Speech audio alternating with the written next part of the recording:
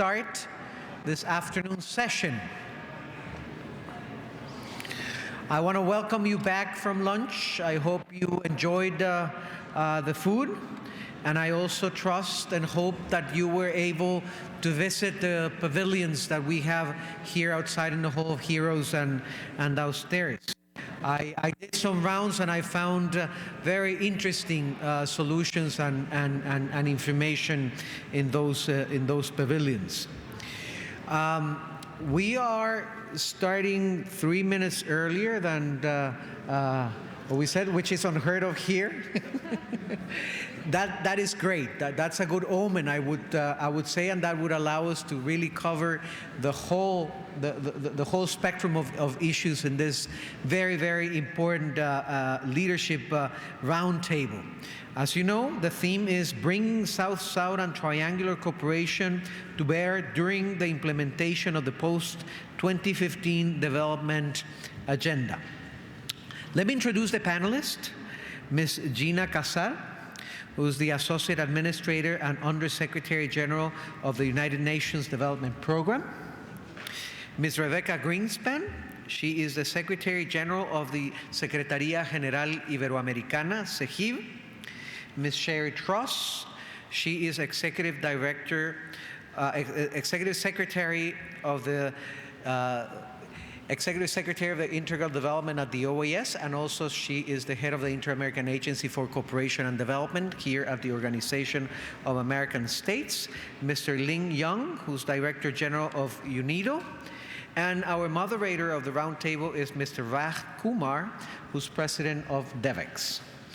So with that, I give it to you, Mr. Chair, and good luck with the panel. Thank you, thank you.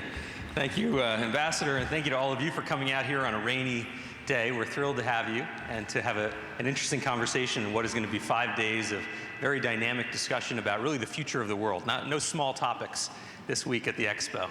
I wish we had the mics on earlier, because you would have heard we were discussing whether we're about to rock and roll since we're starting on time, or are we going to samba or cumbia, or are we going to do calypso or soca. You're going to get a little bit of all of that on this panel. Our job is to keep all of you engaged, and we will be coming to questions soon enough, so definitely pay attention, listen, and let us know what your views are on these topics, because as I said, we're talking about the biggest issues in the world. We had a panel, DEVEX, at the World Bank maybe 5 or 6 years ago now, with Chuck Hagel, back when he was the senator. Now he's, of course, the U.S. Defense Secretary.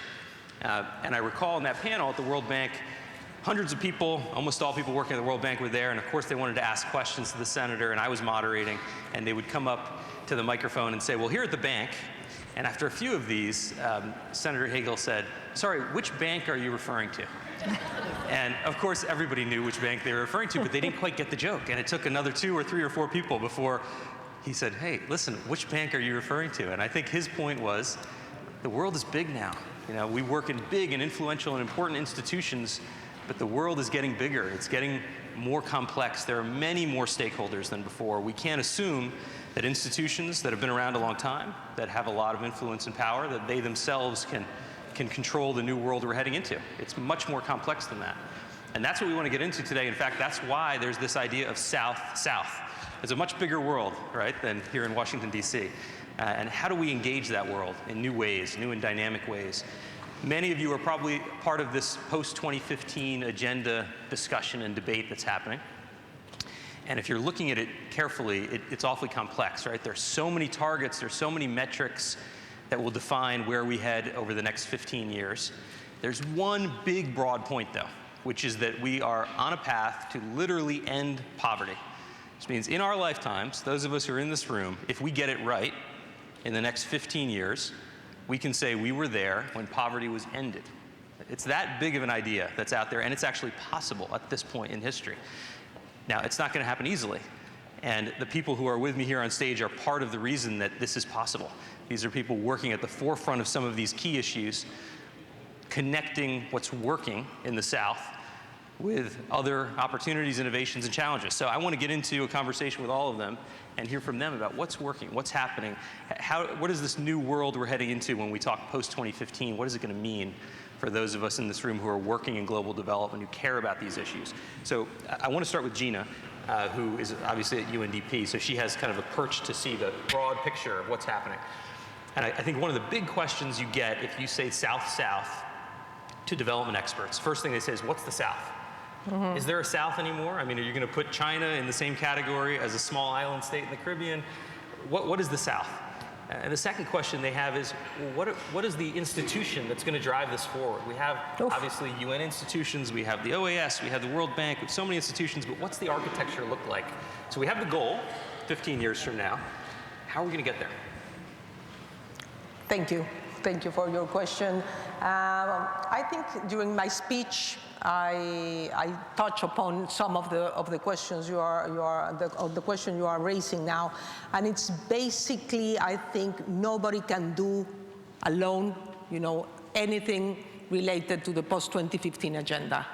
Is not even the Millennium Development Goals could be achieved by one UN organization or by one government alone. It's clearly now that the word partnership has to be all the time in our mind. We have to understand that this is not about a government or a UN agency or the private sector or a regional development bank. It's all together or we are not going to get there. You are talking about, you said in your remarks that we are aiming to end poverty. And you mentioned also the South. What is the South? I don't have an answer for that one. It's a difficult question, what is the South? But I think what we mean South-South cooperation is this framework that allows us to interchange not only resources, but knowledge, technical cooperation, and something that is not said very often, and I think it's important, it's also we are able to raise our voice together. I think the South has to participate much more in the global governance. And I think that is a really extraordinary opportunity for the South. The South, I think, plays a very important role in what is the multilateralism. It's the most, it's a group that is the population together is the biggest in the world. We heard today from ambassadors, from myself, from Rebecca, from everybody, statistics about the South that changed completely, the discussion. The South and the South-South cooperation is needed in order to achieve the development goals, whatever they are. We have 17 now, SDGs. The means of implementation are very important part for the South-South cooperation, but even in any of the 17, you can find a place and a target that the South-South cooperation is needed, or we won't get there. What's the perspective? I want to get your thoughts if I'm on. Yep. You've only recently come to UNDP, and you were a high-ranking government official in Mexico, treasurer of the country. You talk about South-South, what is it? Mexico is a good case. Is Mexico the South? Is it a typical Southern country? And how do you look at, from the perspective of Mexico, how do you look at the South? I feel very much from the South. And I think Mexico just recently, 2 weeks ago, launched a very important, let's say, report document with UNDP about global partnership and how the South-South cooperation in Mexico, I think it's a really good case. We have more than 90 examples of South-South cooperation, and not only in infrastructure, but in agriculture, health. As I mentioned in my speech this morning, I think Oportunidades, that now is called Progresa, that is one of the biggest social... That's the conditional cash transfer program in Mexico. Yeah. But you know what is important, I will be glad to explain, is what this program achieved at the end. It achieved a financial inclusion outcome. We managed to bankerize more than 6 million families by distributing the cash transfers through a savings and loans account. So that is really important. And that's very impressive for Mexico, but it's also impressive in that now so many other countries are picking up from that idea of what's happened, what's worked in Mexico, what's worked in Brazil, it's spreading all over the world. I want to bring Rebecca into this because in addition to your current role, you are the former vice president of Costa Rica. So from that standpoint, Costa Rica, does it feel as a country, when you think of your position there, that you were taking lessons and ideas from others, sharing them with others? Does this idea of South-South cooperation resonate beyond an august hall like this? No, absolutely. I think that, as I said in the morning, South-South cooperation is something that is very valued by all the countries I've been in. You know, they are asking for it. They feel much more empowered. They feel that it's something that is close to their needs and their challenges. And I think, let me try to put why now South-South. You know why?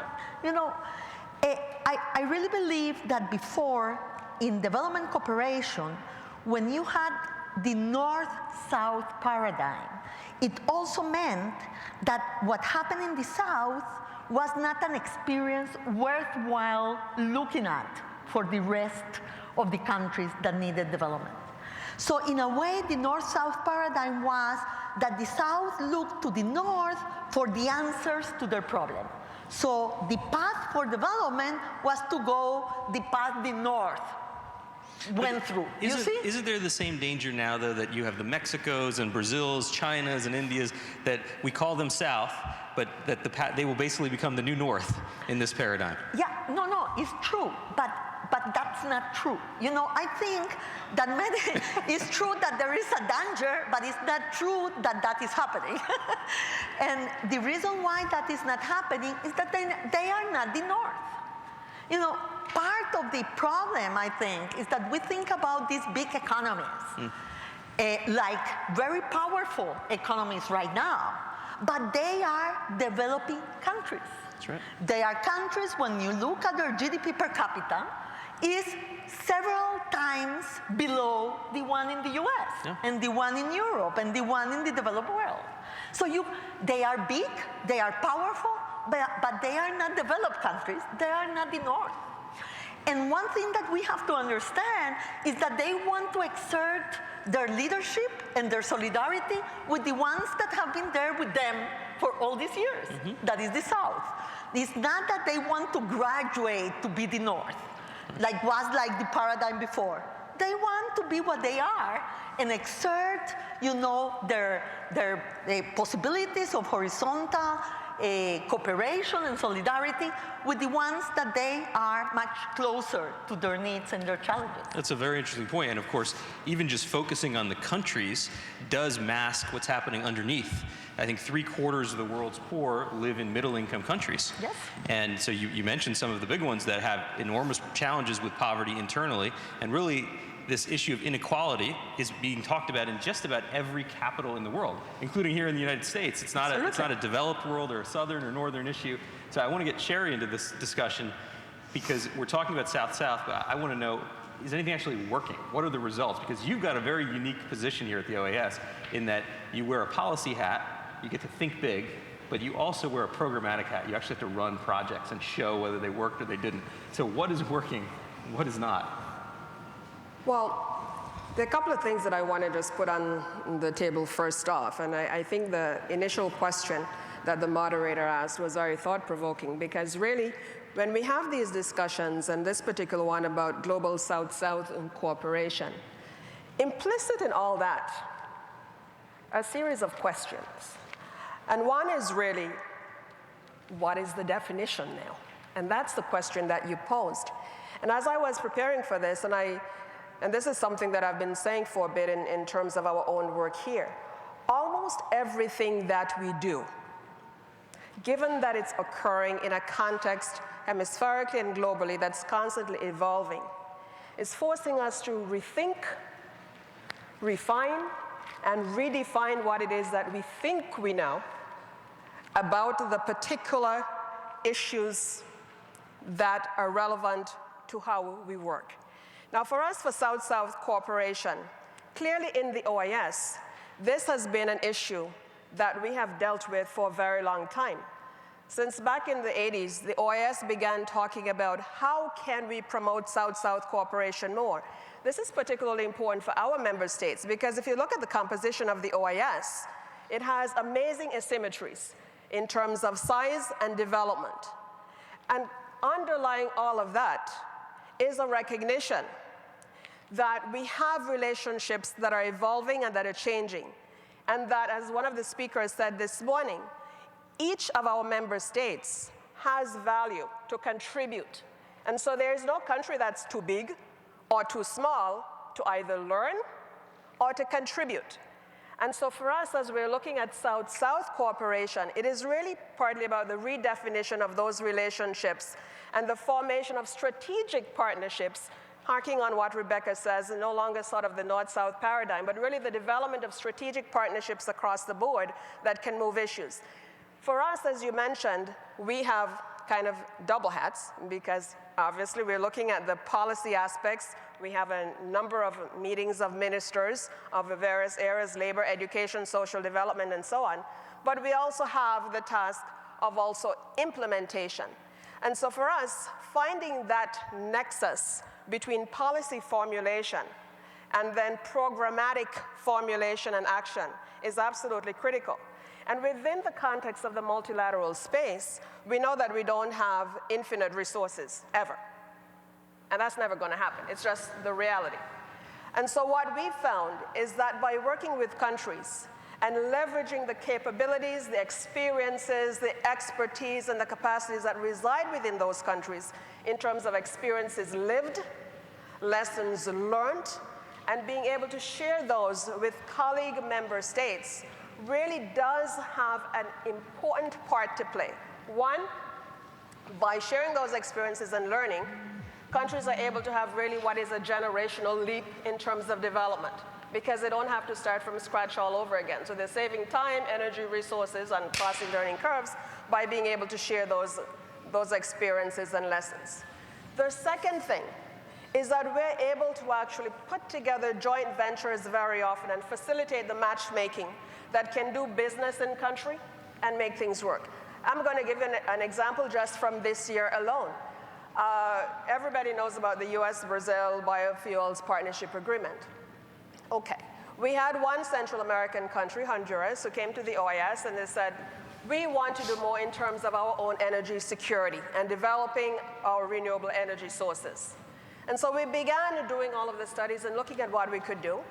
And we eventually, with them, because this was their idea, and that's, let me pause there, that's another key for us. In South-South cooperation, it's about demand-driven responses. You want the countries not to say, coming we in want and this. imposing. So you have to find out what it is that the countries want, and that is also partly about reformulation, redefinition. It's no longer what do we want to do.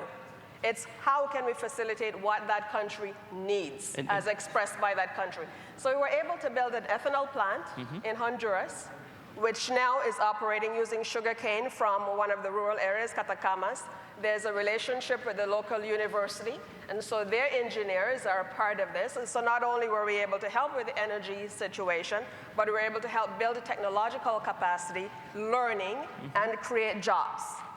And I think these are some of the concrete things that we do from the policy formulation to the programmatic action. Great, good point. I think renewable energy is a good case where there's a lot of innovation happening in the South that really isn't happening in the North because the market dynamics aren't the same. The business models are different. And I want to bring Director General Lee into this because if you look at the literature around South-South, so much of it actually is talking about trade and business. In the end, that is a big focus of what we mean here. How do we increase the amount of trade, which is growing very fast between countries in their own region? How do we increase the depth of value add that's happening in the industrial sector? This is what you do every day. Tell us, what is the future of this as you think of the post-2015 agenda? What is the path that we're on to actually find more integration, both regional and throughout the South? I think that this is a very big question. Of course, we look at the South-South cooperation. It covers a wide range of issues. Economic issues, social issues, and political issues. But when we just pick up economic issues, it covers financial cooperation, It covers investment cooperation. It covers of trade cooperation, etc.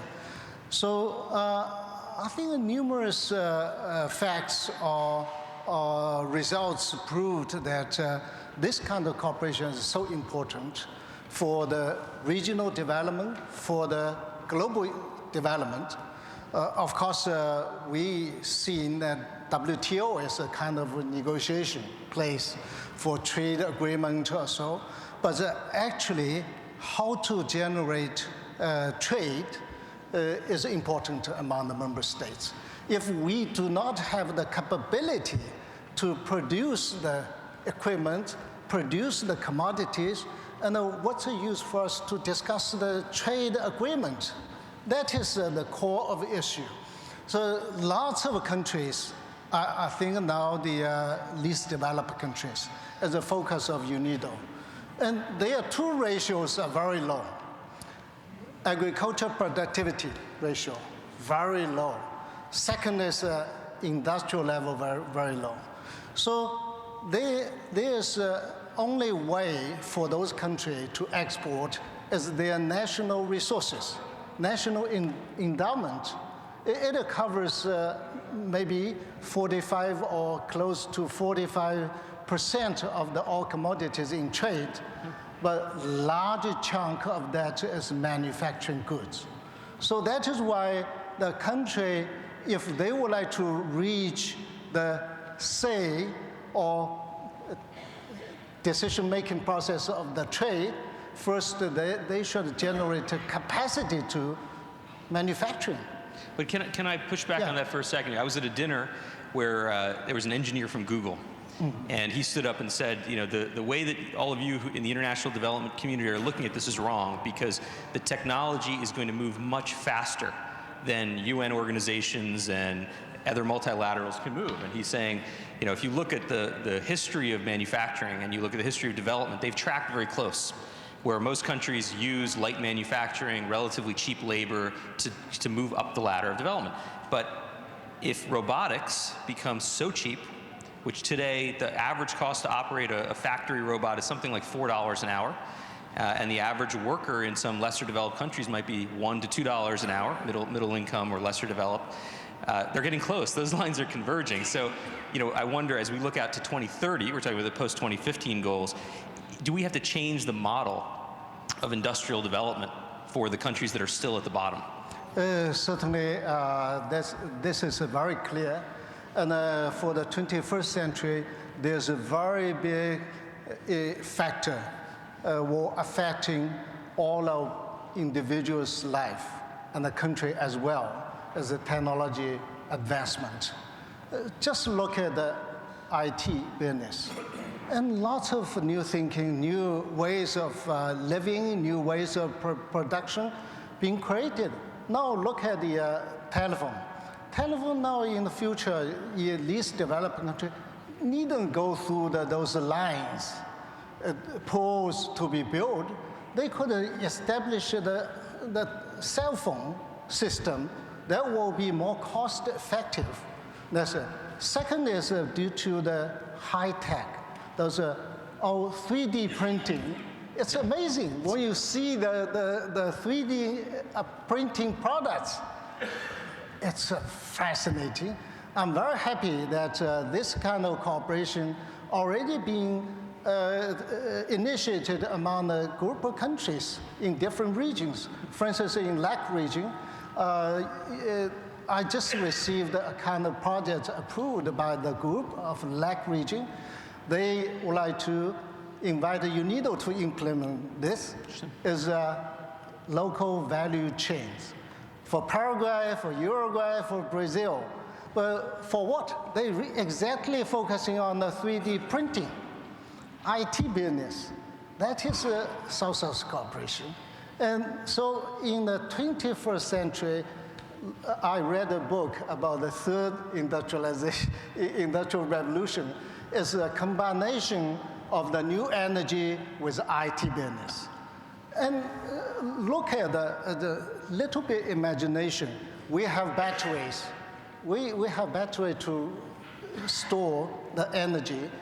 And in the future, when we have a solar power can storage in the container. And this kind of can be sent through the internet. Maybe. Then you will solve all the electricities in the rural area, in the different country, all the corner of the globe. Right. So we should have a little bit innovation, imagination. However, we need to start with our concrete steps. South-South cooperation will be very useful to let those group of countries to share their knowledge at the low cost, at the same political direction, at the mutual complementary investment. So this is my thinking. Very, very interesting point. Rebecca, I know you wanted to jump in on this. Yeah, I think that is very important, this last part of the conversation, because one of the differences between the MDGs and the SDGs, if you allow me, is that the MDGs were very much public sector centered and very much cooperation centered. It was, what you wanted to see, but the economy was not there. Okay, we have to admit that the employment target entered the MDGs very late. Yeah. It wasn't there at the beginning because it was really a very voluntaristic agenda.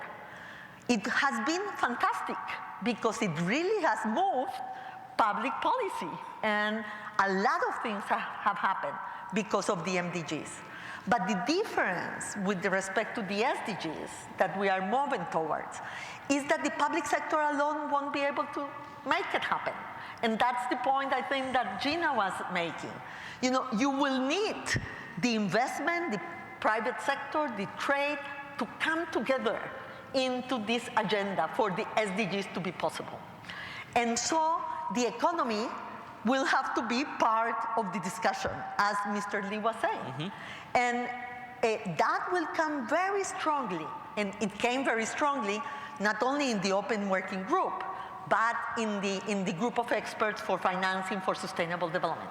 Because when you will look at the financing for sustainable development, a lot of it will have to come from the change of the investment that will have to come to bring about the kind of third industrialization or the productive matrix that will be necessary for sustainable development really to happen. And that's a very different thing, ball game, let's say, with respect to the MDGs.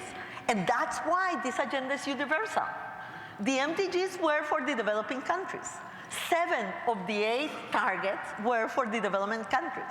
The only one for the developed countries was, the 8th one that was not complied with. But the other 7 were the developing, directed to the developing world. This agenda, and that will be, that will test the world. I don't think the world knows yet. Because this is a universal agenda. I don't think people really have understood yet what universality means with the new SDGs, that it applies in the United States, it applies in Europe. I'm not sure that has fully been absorbed yet by publics, right? But you're right, it is a huge change. And in fact, when you look at this panel, OAS might need a bigger stage next time, because we probably should have some chairs for the private sector, right? Costa Rica, your country, many years ago now, but went out and solicited Intel to make a big investment and build a very modern chip factory, and this is something countries typically do. Seek high-tech businesses, seek out business. We need to do that at the multilateral level now too, don't we? If we have an agenda that is meant to incorporate the private sector in the SDGs, where are they? Gina, do you have any thoughts about that? How can we, thinking as someone who runs a multilateral organization, how do we better integrate them? I think what Rebecca brought to the discussion is the difference between the MDGs and SDGs. There are many. Not only the number and the number of targets, the universality, as you mentioned, and that it's a real process that it's been driven by member states. Yeah. And imagine 194, different opinions to get to an agreement of SDGs. So I think I'm very positive because I'm very optimistic that 17 is, even if it's a big number, it's a small number because it's representing 17 is representing 194 different views on what is development and what we can achieve.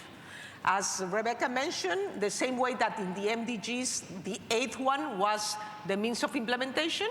Here we have the 17, that is, I shouldn't say this word, but it's like a black box maybe, or it's a box at least. I don't know if it's black, but it's a big box that we need to understand how we're gonna manage that one, Obviously, it's more, for me, it's more an aspirational agenda.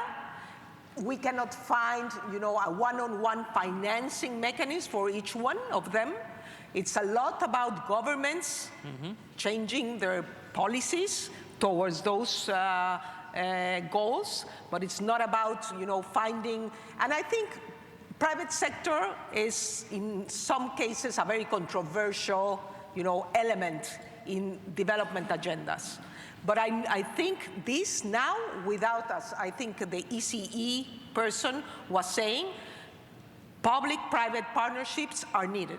See, so the PPP, we're going to see it all over the place, because it's the only way. It has to be done in, it's a very difficult formula. Believe me, I've been participating in Mexico for many PPPs, and it's a very, let's say, risky business in terms of how all the interests are, clear. Many things are, it's a very difficult formula, but it's a very effective formula on the other hand.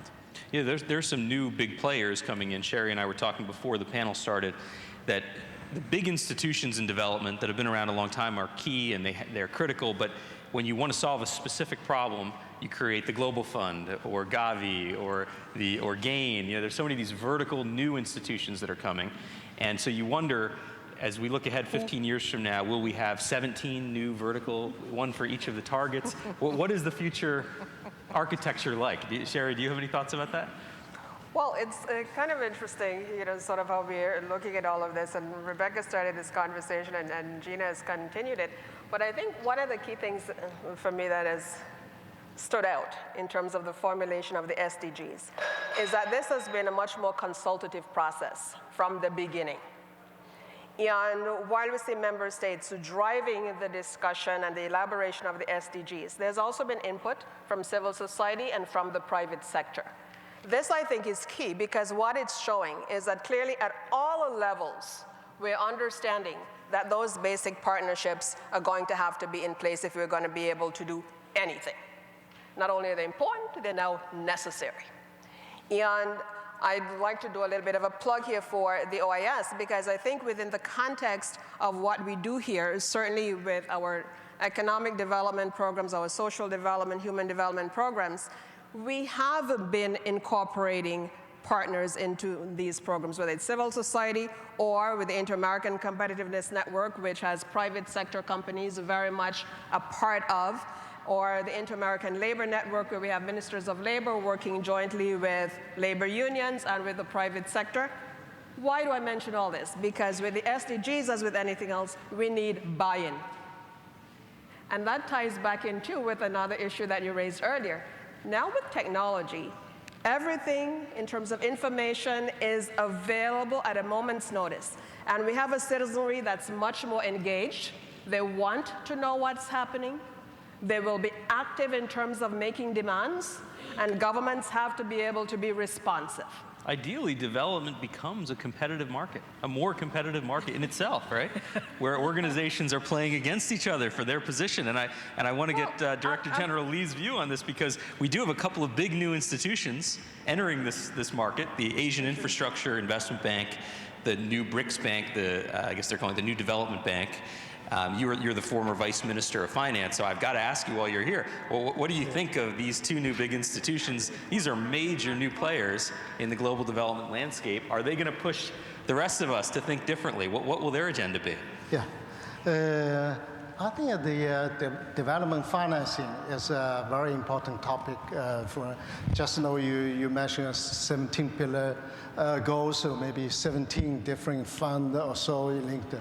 But this is not realistic. I don't think that will do. But one thing is that development financing And soft landing or preferential landing is very important for those least developed countries to move up. I think those development institutions like World Bank, Asian Development, IADB, African Development, they've done tremendous work in the past decade, but now we are facing a challenge. Not enough. So how to actually generate additional funding resources for financing of those countries needed badly innovative financial institutions. I was one of the promoter of the Asian Infrastructure Development Bank, and also BRICS Bank. But I left my job. My colleagues finished that with great success. But of course, it will take some time. Learning process, practicing, and moving ahead with those financing for infrastructure. But very importantly, more is much better than less. This is my comment. But it's not just about more money, right? It's about other models, other approaches, isn't it? In other words, these new institutions aren't just bringing more money, although they're bringing a lot of new resources, but they're also bringing new ideas about how to use them. Yeah, exactly. I fully agree with what you said. Now look at the, I participated during the General Assembly with private sector development. I sitting by the, very luckily, I sitting by a few pension funding organizations from Australia, from US, from Europe, and they said, we have plenty of money. We have plenty of money. I know, because I'm from finance, Ministry of Finance, I understand. They have the money, but they would like to seek high returns. I asked, what's your expectation of return? 14%. 14%, colleagues. This is a very high rate.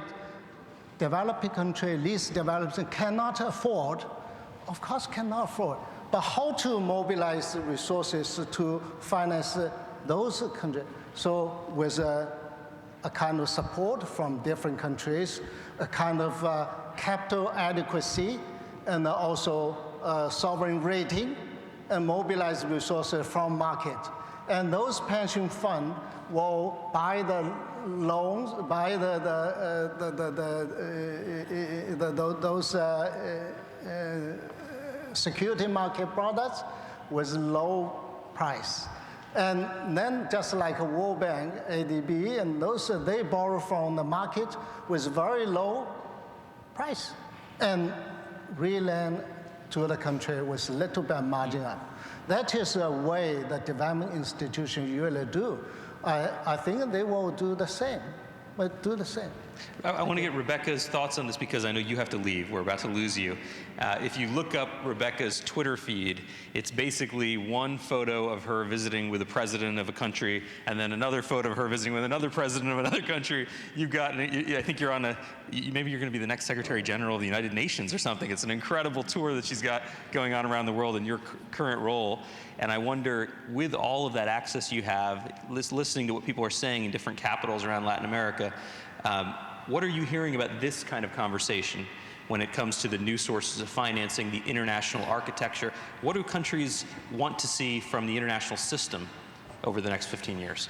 Yeah, it's a very good question. I really believe that what you hear from the voices of the South is that they want to have more power of decision in the international financing organizations. And that's something that has to happen with much more force than we have seen. Mm-hmm. And I think that many of the alternatives that we have been seeing coming up is because that did not happen to really reflect the world of today. It still is reflecting the Bretton Woods, times when they were created. And I think that we have to make a bigger effort to really give the voices of the South the strength and the space that they need to decide about the world, according to the world that we have today and not according to the world that we had 60 years ago. And you feel that very strongly when you speak with the presidents and with the political elite of the countries. The second thing that you see that I think that is interesting is that you see much strength in the regional banks. The regional banks have become really an alternative of financing that is very agile, much closer to the countries, and that have been able to, in a way, fill the gap that the countries really, felt before. And you have, I think that is a good development because you can have much more of a pyramid. If you have the regional banks really, filling a development need from the countries. And you see, the country is very interested in the development. And you see that also not only in the banks, but also in the reserve funds, where, many countries have come together to be able to have an alternative source of finance in moments of crisis, that will be more agile, closer to their needs, and less conditioned to who knows what. So this is the competitiveness I was talking about, this right? This is the competitiveness. Now, I heard your point. I think that you are absolutely right. Because I have to leave, and I really apologize. I have to catch a plane to go back to my office because they haven't seen me for a while. But I would like just to make one point for all of you, maybe to pick it up. I think that we have a real opportunity in the post-2015 agenda. There is one point that I would, really like that will be central when that will be decided. And I hope we don't drop the ball on this point. Because one of the things that we learned with the MDGs is that when you set targets that are average targets, you really don't account for the inequalities that society has. Averages do hide more sometimes than what they reveal. If we really think that we want to answer with this agenda to the groups that are more vulnerable, to the inequalities that are there, gender, ethnic, race, to the human rights of the different groups in society, I hope that we will set the targets in a disaggregated manner so we will be able really to follow and account for those that many times in society don't benefit from the mainstream tendencies. And I hope that we will, this time, with the SDGs, get this point right. Because with the MDGs, as important as they have been, averages were the norm, not the exception. Right. So I hope we don't take the eye off the ball to really make it happen this time for all sectors of society. So I just wanted to say that, and I'm really sorry. I'm really sorry I have to leave you. Can we have a round of applause for Rebecca Greenspan? Thank you very so much.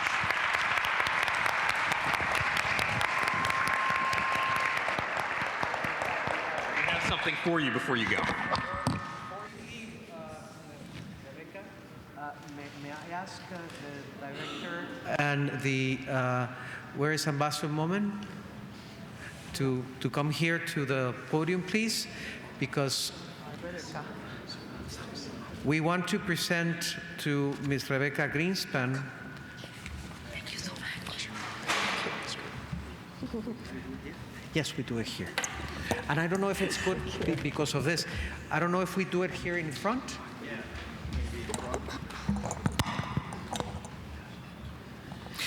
We want to present this leadership award to Ms. Rebecca Greenspan.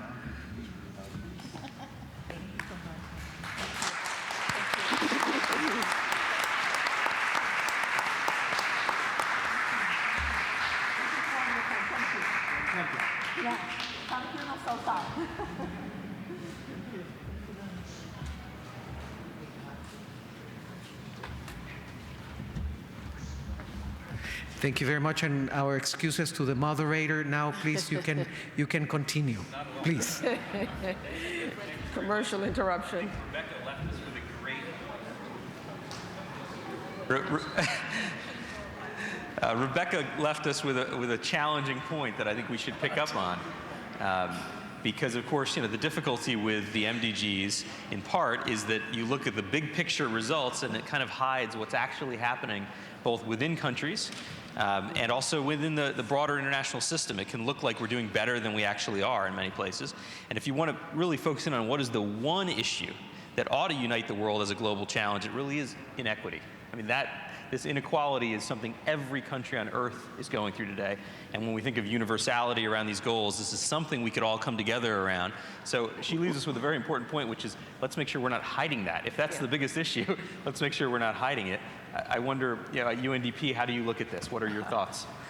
Well, as you know, it's in our strategic plan, 2014-2017, exactly what we're looking is for inclusion. To try to minimize exclusion the same way. So she's right, and I was going to mention the last Human Development Report, HDR 2013, that is exactly about the South. So I invite you to read it because I think it brings a lot to this discussion. And in the HDR, you can see, it's a rating, it's a ranking, but then when you go to the adjusted index, there are many differences. I'm not going to say which country, but one of the countries from the north, when you apply the adjusted index, loses 16 places.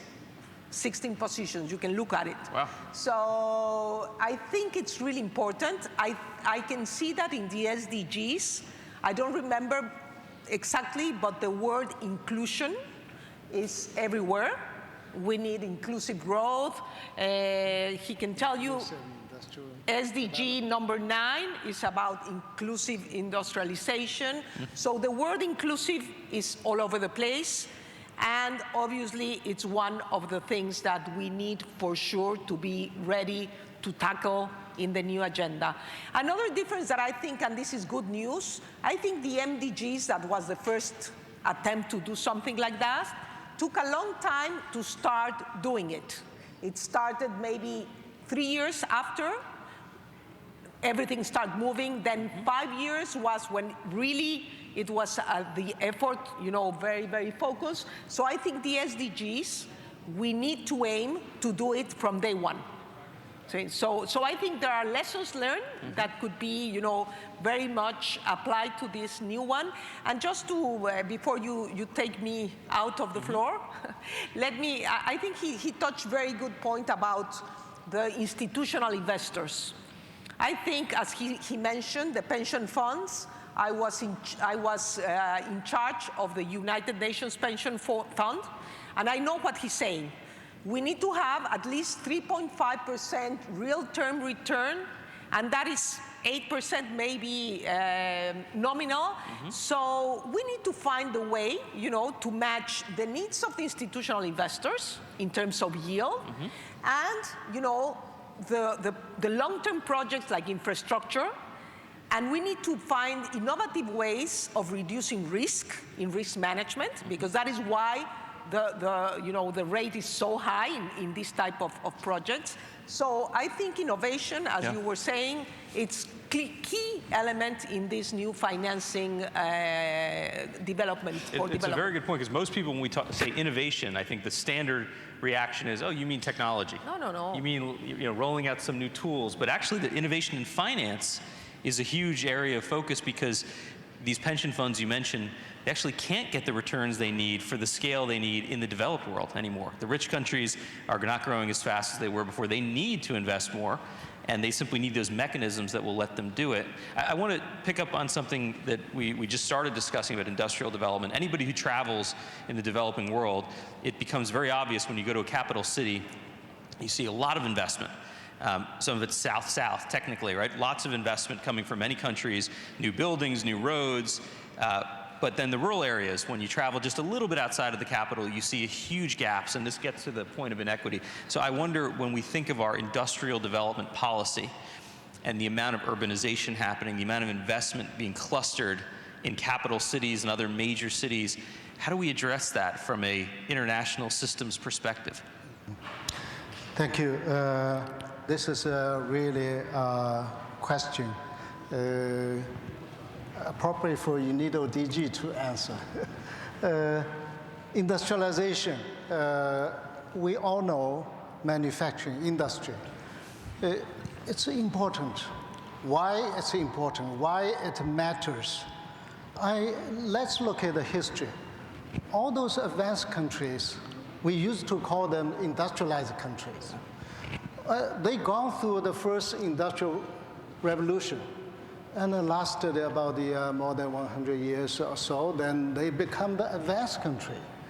They used to be agriculture-based, like UK, also American, those. But after decades, and then they become advanced, technology advancements, and the manufacturing industry. So, and very quickly in this world, we look at the Asian countries. Used to be very poor, even in China. I gone through the whole process of the poverty at that time. When I was young, I still remember very thick coupons. Coupons for edible oil, for sugar, for soap, for matches, and clothing, for almost everything. So we every day count how many coupons we left. That is and look at the Asian country like Japan. After Second World War, very poor and very quickly moving ahead. And Republic Korea, and now they become technology very strong. Some other countries, small tiger, little dragon, and they become moving very fast.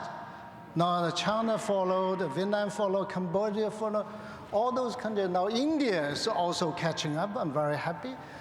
Because of what? Industry, manufacturing. It matters. It moves the countries faster with growth. I'm very happy after financial crisis, because I was a financial deputy involved in the G20 summit, discussing how to bring the growth back to the world for all the countries. And we're struggling to find a way to do that. We set up a reform for the international monetary system, international financial system, international organization system. But now it's still moving. I'm very sorry to see that country still struggling to bring back the growth. But be careful. If you look at those advanced countries, start from US, Germany, Japan, Europeans, and you will see that start from 2009, they kept producing policy. Supporting what? Export. We know the US export strategy, a very good one, and manufacturing, SMEs, job creation, etc. And I appreciate EU. EU is refocusing on the industrialization. They call it industrial renaissance. Focusing on the two targets. First one is competitiveness. Second is technology advancement. And all those countries refocusing on the industrialization. And another news is that African countries. African countries, last year I met with African Union chairperson, Dr. Zuma. She mentioned the 50 years agenda for African continent is industrialization. Industrialization become backbone of the transformation of the continent. I'm very happy this is industrialization become so visible. And I'm very happy that SDG working on that. The open working group completed with report with 17 proposed goals. Number 9 is industrialization, inclusive and sustainable industrialization. So I'm very happy if those least developed countries could use this useful key to bring the economic growth hire faster, that will be a very, very important development approach for the international community to meet with a target, poverty eradication. But here I just add 2 or 3 more sentences. Inequality, inclusiveness, inclusion is very important. We, 172 member states, unanimously support inclusive and sustainable industrialization. But inclusive, what's inclusive? Inclusive means all the people can join the industrial development, creating companies, become entrepreneurs, and the women and the young people can get jobs doing their business. But most importantly is that they share fairly the prosperity. That is the core of the issue. We will reduce, make the gap between inequality smaller, and this is inclusiveness. I really support that. This is an important concept. I hope that in new SDG, we will see the inclusive and sustainable industrialization will be there. And if we miss it, I think we will wait for 2 decades for another round of the review of the new SDG. How could country, least developed country, can afford another 20 years? That is my conclusion. A very provocative point, and I thank you so much for that. I want to go to questions. I think we have a microphone. Do we have somebody with a microphone going around? No? Okay, well, I'm going to ask you to just speak loudly if we don't have one. I see a hand all the way in the back, and there is a microphone. There is a microphone. We have a gentleman all the way in the back. No, without that. We don't need a... Well, hopefully we can just bring the microphone to the... No? Okay. Can you come up, please? Thank you. I can lend you my Rebecca's one. It doesn't work. And we can take we can take more than one mic. Please. We can take more than one question at the same time. So if anybody else has a question, please come up as well. And I'm just going to ask that. Thank you for being our first. I'm just going to ask if you can state your name, your organization, and ideally, relatively brief with a question mark on the end would be great. Just like Kennedy School. Yes. So my name is Ilak Diaz. I'm from the booth outside. It's called the Litter of Light. And basically how, technology is always turned over as a product, but skills is never turned over to the local population. So when the product breaks, you always have to keep on buying externally. So I was just very curious about how can we get people to really see that green technologies and real helping people is to turn over the technology to the locals and localize it. And that was my thoughts. That was my thoughts about this South-South cooperation. That without skills being turned over, then it's just basically just a product sale. It's a great point. It gets to this issue of appropriate technologies. I don't know if any of you particularly want to address it. I think the key issue, there's a long history of development projects bringing in a tractor or a generator or a piece of equipment that very quickly breaks down. The spare parts aren't available. There's no one to do the maintenance. It actually isn't appropriate for that context. Thoughts about how we can take what we've learned there and change our approach using the South-South model? Maybe Sherry, you have some examples? Well, I think the key thing there is that the cooperation we're looking at is really responsive to the needs of the particular place. That's number one.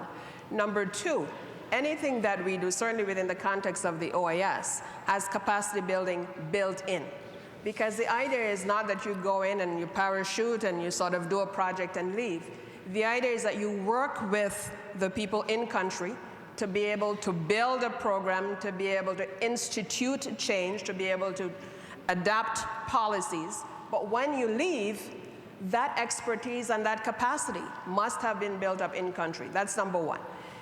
The other thing that I wanted to pick up on, which was a part of the last discussion on inclusion and dealing with inequality, is that really we have to also think about how do we create opportunity. And one of those is the basic thing about skills building, right, and education. And that's one of the areas that I think we have to put a lot of emphasis on, particularly in our hemisphere of the Americas. We know, for example, that more than half of the people who are indigent as young people who have not had an opportunity at education.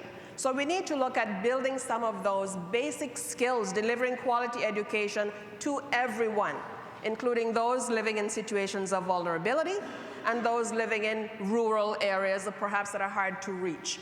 And the technologies that we're looking at, sometimes when we think technology, we just think, you know, the fancy thing, Wi-Fi and broadband. But, you know, the other day I was at a global education symposium at Google. And one of the things that came out, and the Google guy said, you know what, a textbook is technology. It's just all technology. But we have to look at what it is that we can use and adapt within the context in which we live. It has to be contextually appropriate, and it has to have within that whole space, when we are putting forward new technologies, training people. And that's why for us, even with all of the things that we're doing and focusing on education, it's always about training trainers, including teachers. Because that is absolutely critical in terms of being able to provide people with the skills that they can become full participants in the economic life of their countries, and for them to feel fully socially included. And so when we're talking about issues of inclusion and inequality, we have to look at the individual as being at the center of the whole development paradigm. So for me, it's never about technology. It's really about how to provide people with the tools, and technology is one of them. Good point, and I want to encourage others who have questions, please come up to the microphone. We're going to continue the discussion while we wait. Please come up. I thought I'd just turn to you, Gina, as we wait for the next question. Since we don't have a private sector person on the panel, I want to channel the private sector perspective and say, I think their reaction to this question and to what Sherry said is, you know, you as a development agency, we ought to be thinking twice or maybe 10 times before we deliver technology or equipment, or we should instead be enabling the market so that it will provide the right solution. How do you see that at UNDP? I fully agree. I think in UNDP, as you mentioned also in OAS, we are knowledge brokers, we are supporters of building capacity, but it's easy to say than to do. Yeah. And I think, you know, funding and donors are more willing to fund the first, you know, mile than the last one. You know, because it's more, so for example, emergencies are easy to fund.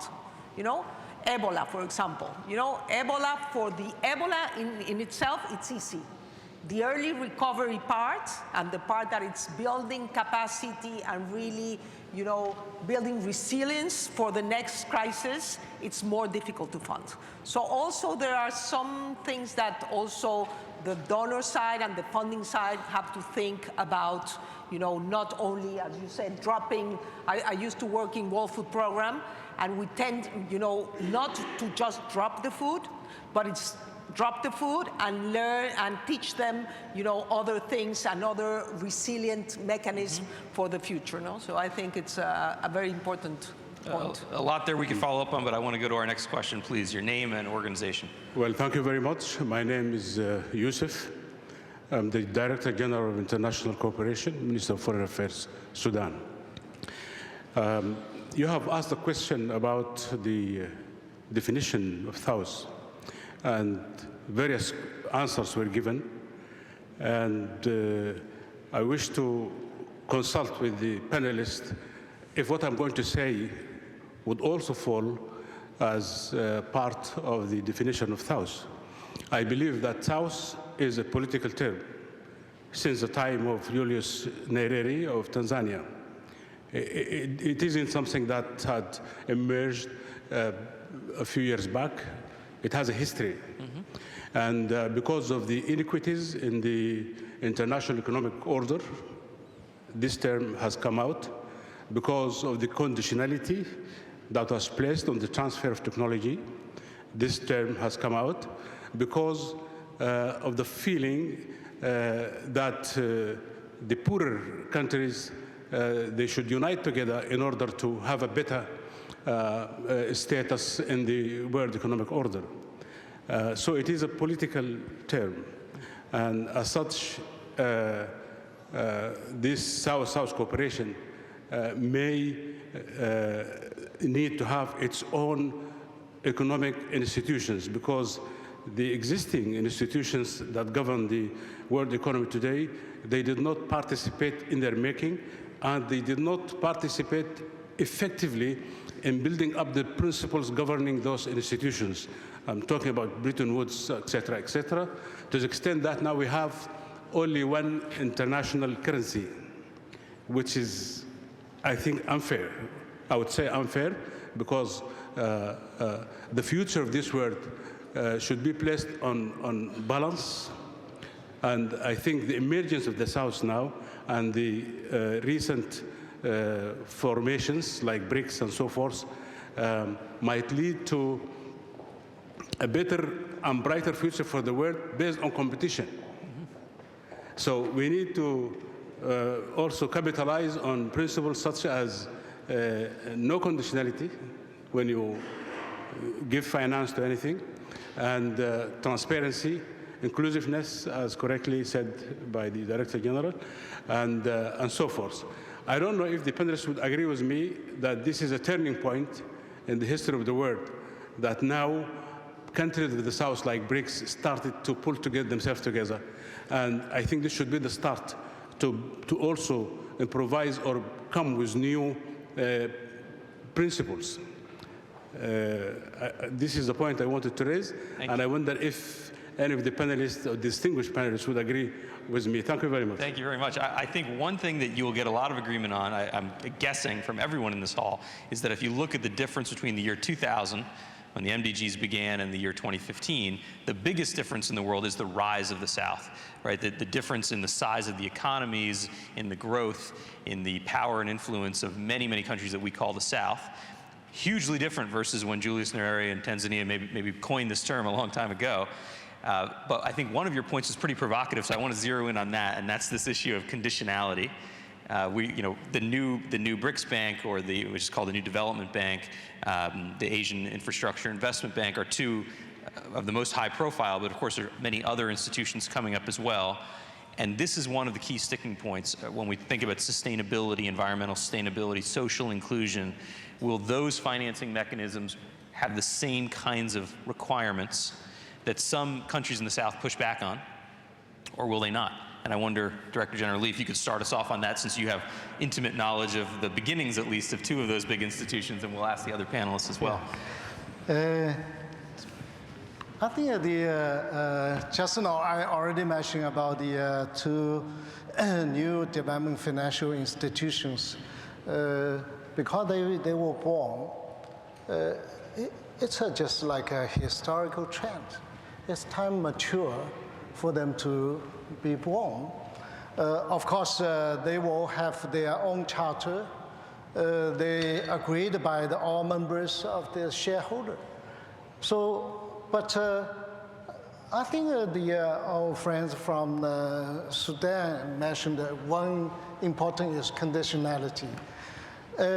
I experienced this kind of conditionality. I even joined the discussion on the conditionality. One project I still remember, when I was in the one development institution, they mentioned 225 conditionality for the project. That is too many. That is too many. I just ask, please recite first 30. I would appreciate that. And how can they have a project with maybe 2 or 3 trenches of that with so many conditions? How can they implement this kind of? This is an overloading of the conditionalities. I believe that no country will be happy when you are being forced to receive so many conditionalities. This is some of the issues, maybe political sensitivity or so, they've been pushing.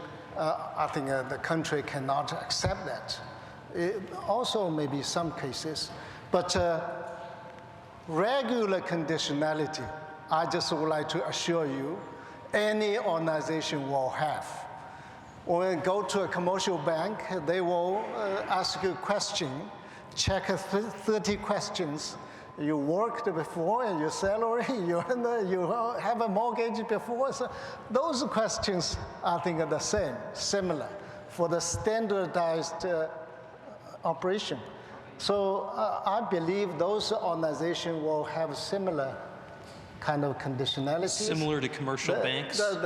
They do not call it conditionalities. Maybe they call it terms, requirements, or something. But the basics, they need that.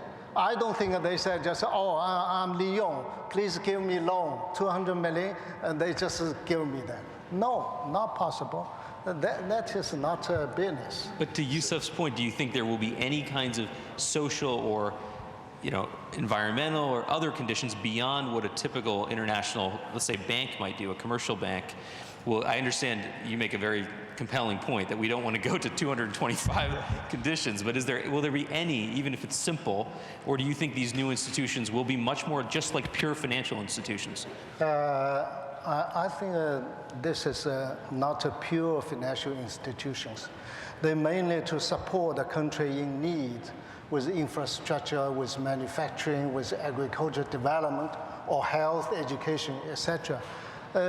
This is a kind of financial institution. They will make need for the member states. For those conditionalities, I think those two different concepts, as I mentioned. Okay. I don't want to go to details. Certainly, without those kind of very big implications of the country's governance, the country's the political system, or those kind of will not be in the terms. Mm-hmm. That is my understanding. Okay, that's helpful. Yeah.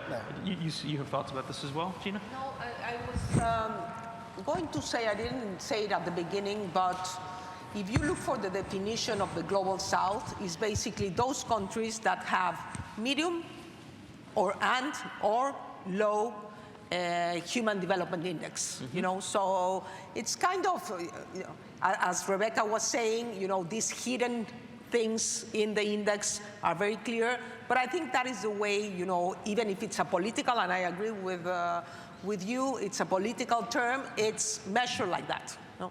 True. Yeah, I think what Yusuf is saying, I don't want to put words in your mouth, is that there's history behind it that's caused us to have a South-North divide. And it's conditionalities. And I think Rebecca even pointed that out. We're still dealing with some of that history when we look at the Bretton Woods institutions and the lack of Southern representation and voice. And those issues continue to this day. To these steps, Yeah. Well, I think as part of the new global architecture, we're also going to see that multilateral financial institutions are not necessarily going to be the sole source or even necessarily the primary source of financing, because you see other mechanisms being put in place, and I see you nodding your head. But that is true. We see more and more entities emerging that have the capacity to finance, to accompany governments and private sector in terms of being able to do business. And really, that has changed the way we look at financing. I mean, at a very small scale, I will tell you, for example, that, okay, let's say in the area of education and education financing, what we're seeing within the Americas is a tremendous growth in the last 5 years of universities working with ministries of foreign affairs and ministries of education to actually finance education in other countries. Brazil is one of those countries where we have an amazing partnership where every year they bring in students from around the Americas for master's and doctoral degree studies. And this is really becoming not just a matter of being able to build capacity, provide financing without actually sort of going to the banks, but it's also becoming a part of national public diplomacy. Mm-hmm. And so we're going to see all of these different mechanisms being put in place, which takes us back to really your very first question at the beginning, and sort of how we look at all of the changes happening and how they're going to redefine the way we work with each other and how this whole issue of South-South cooperation is going to develop. So just one thing that maybe it's not exactly the moment to say, but I think we have been talking about financing and all this. I think we need to be sure the effectiveness of the aid. Aid effectiveness, I think it's an important thing to talk about. You know, not only for the recipient, but also the quality of the aid. You know, so I think it's this time around we're not going to be able to not to touch on the effectiveness of the aid. You know? This is one of the benefits, I think, of a highly fragmented and competitive market. I mean, in a way, you know, Good. as we I like talk that. about this now, it seems Market. we're going to have a very messy architecture. It's not going to be an easy org chart that we can draw as it is today with the Bretton Woods institutions. We're likely going to have a very messy org chart, right? And so it'll Many be hard for players, us many to manage it and understand it, but there are some benefits of that messiness. And one of those benefits is if someone is doing a better job, if someone is Competition. delivering aid in a more effective way, it certainly does create a case for other institutions to have to say, well, this is why we do it our way, or here's how we could do it better. And it does create that competition, I think. And I think it's going to be a very different industry and market that we look at moving forward. Do we have any more questions? I think we have time for one more, so please come up to the mic. Maybe if we have two, we'll take both at the same time. So again, I'll ask you just state your name and your organization and try to keep it as brief as possible. Okay, good afternoon. My name is Choma Onukogu. I work with the African Development Bank. I'm with the Resource Mobilization Department. I have a question on financing and the emerging institutions like the BRICS Bank and the Asian Infrastructure Bank.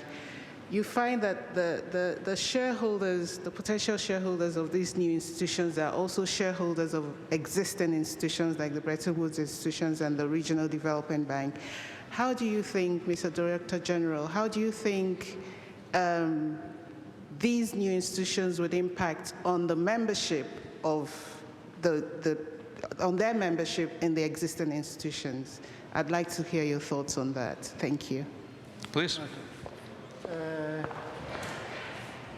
I think that it's not a contradictory issue. As a shareholder of one institution like a Bretton Woods institution, at the same time they are the member of the newly created financial institution.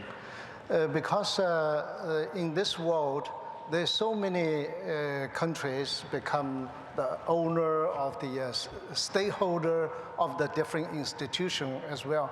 I think that this kind of shareholding system is very complementary each other.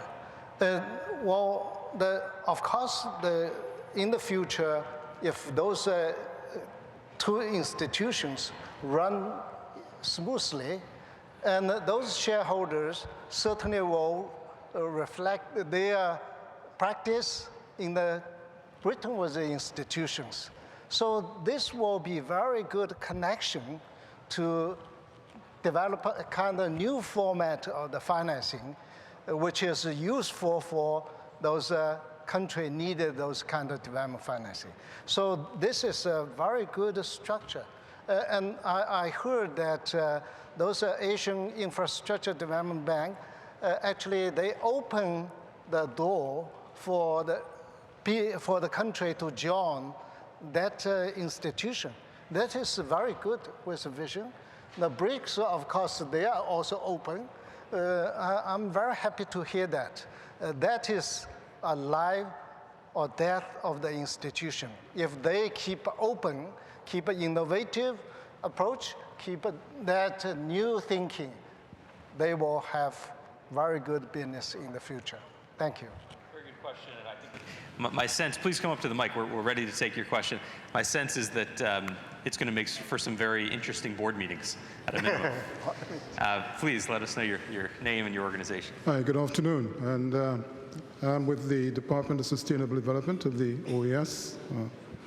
My boss sits right here.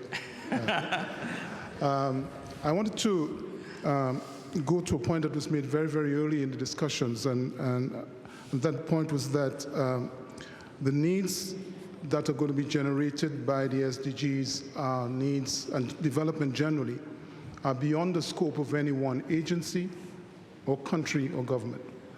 And that point, I think, harkens to the need for how do you bring in other agents and other actors into the development process. And I think this is where I think the OES has some value added that it can contribute, because it has been doing this for a while. And I wanted to ask Secretary Truss if she could, very kindly expound on some of these. The second point I wanted to raise very quickly on the point of universality. Jessica made the point, and I thought she missed perhaps, or maybe I misunderstood the SDGs as they're configured, that they're universal in nature to allow for customization at the national level. And if my understanding is correct, it would mean that countries would need support, capacity building, to help them to do that customization and to do the integrated planning and policy making that is required to get that fusion going in the implementation. Any reactions? Great. Sherry, maybe you can start us off with the first part of that. Yes, I have a feeling that Cletus was trying to put me on the spot. Well, I do agree with the idea that no one single country or no one single entity can actually accomplish all of these things. But that is precisely part of the reason why we have meetings like these, to figure out how we can work together more effectively, how we can do development cooperation better and smarter. And basically, as you mentioned, I mean, certainly within the context of the OAS, we do work very closely with a range of organizations within the Americas and outside of the Americas. Certainly within the UN system, we're working with any one of a number of entities at any given point in time. But for us, particularly as we enter the post-2015 era, we have been trying as an OAS to basically work with our 34 active member states to try to figure out how we can align some of our ongoing processes now so that they complement and are aligned with the SDGs, and so that we don't have a whole series of different processes going in different directions. We need to find points of convergence. And I think by doing this, we really begin to rationalize the way we work in order to be able to deliver more value to our member states. And that, I think, is absolutely critical. Certainly within our own context, we're right now working on an Inter-American Program for Sustainable Development, which is a 5-year plan, 2016 to 2020. And that, again, is going to be informed by and be aligned with, I think, the SDGs, so that we can really have a process that is very supportive of what member states are doing globally and also at the hemispheric level.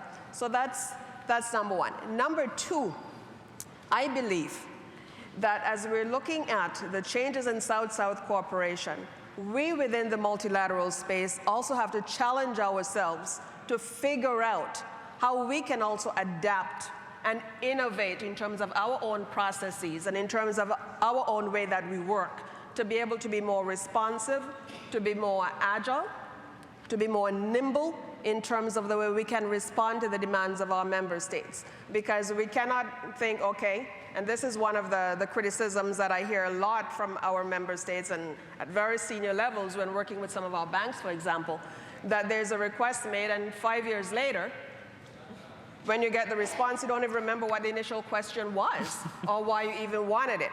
These are some of the things that we have to look at within our own way of work in order to be able really to support countries appropriately. So yes, Dr. Springer, we certainly are looking forward to working with our partners within the UN, certainly with other entities in the Inter-American system, to be able to advance together in a way that makes sense for our constituents, who at this point are also our bosses.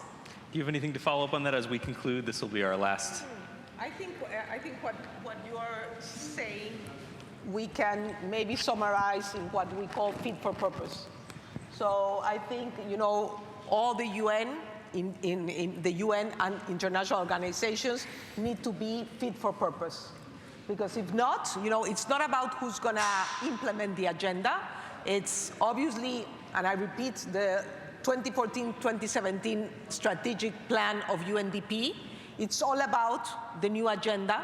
Not everything is there, but the notions and the concepts are there. And now we will have to realign our programs in order to facilitate the agenda. So everybody has something to give and something to do in this agenda. It's not an agenda for one and only agency. And in terms of the universality, I agree with you, but I think also universality, as Rebecca was saying, is that MDGs were for developing world, and this one is for everybody.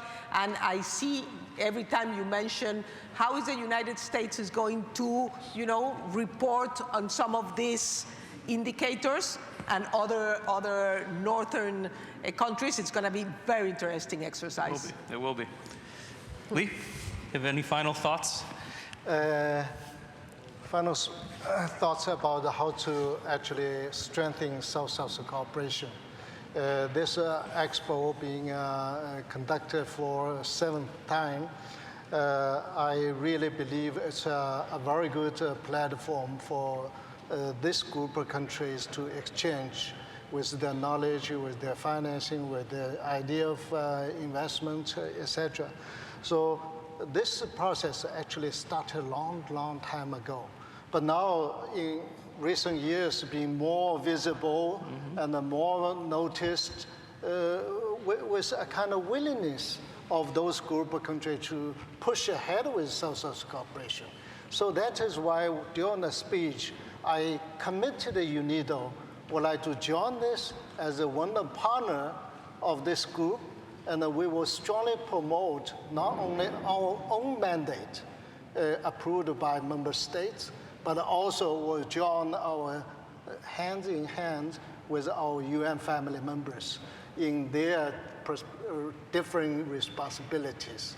I think we all connected when we look at our new SDG. It's a SDG for all the organizations, for all the people, all the countries in the world. So I really would like to promote South-South cooperation, this useful instrument to achieve the poverty reduction. Thank you. Thank you. And there's so much we didn't get to today. We didn't talk about triangular cooperation, how to bring some of the traditional donors from the North into this conversation. We didn't talk about regional integration. We could talk for another hour. We've got such a fantastic panel, but unfortunately we need to end. I do want to just say one final thing, which is I think the title of this roundtable is a leadership roundtable. And in this new era that we're entering, where there's going to be so much change, what it means to be a leader, it's going to be a little bit different from what it was before. We can't just have people who take the office, right? We need people like those you see on this panel that are thinking, how do they push the envelope? How do they change their own institutions in a time of broad global change? And so I'm very thrilled that we had the opportunity to hear from so many leaders here today, and thank you for your thoughts, and thank you to the OAS for hosting us. It's a real honor to be here. Thank you. Thank you.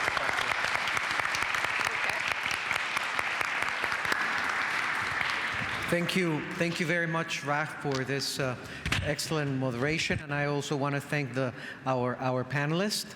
I also want to thank them for the punctuality. According to my script, this should have ended at 3:53, and it's 3:54. So we did excellent in terms of timing, but more importantly in terms of substance, which is the key here.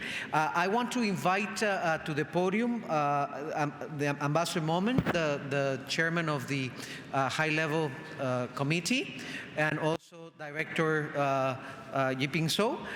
If both of you can accompany here, because we are going to proceed to present to our panelists the South-Southern Triangular Cooperation Champion Awards.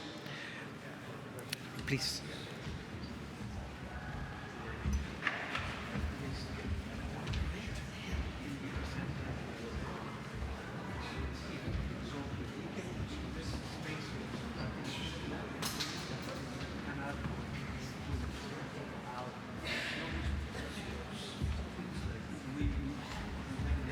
Yeah, in the middle.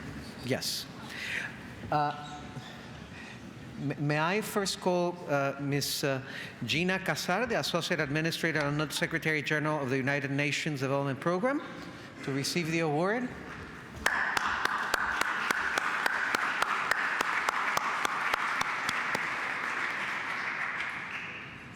May I now call Ms. Sherry Truss, Executive Secretary of Integral Development of the OAS, to receive the award?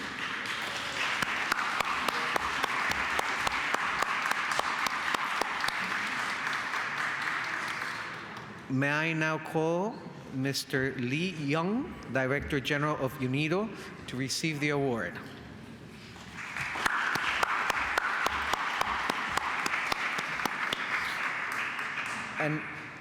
And finally, may I call our moderator, Raj Kumar, President of DEVEX, to receive the award.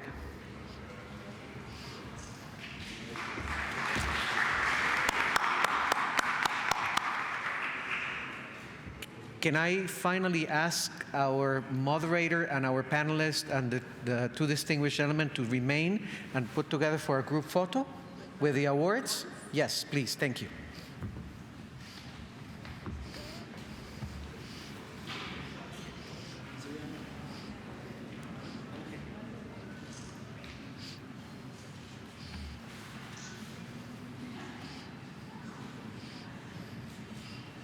Thank you very much. This concludes this panel. And as you know from the schedule, the following panel on accessible tourism and sustainable development for all will start at 4:15 promptly. So I invite you to go to the booths, have conversation, get material, and come back here at 4:15. Thank you.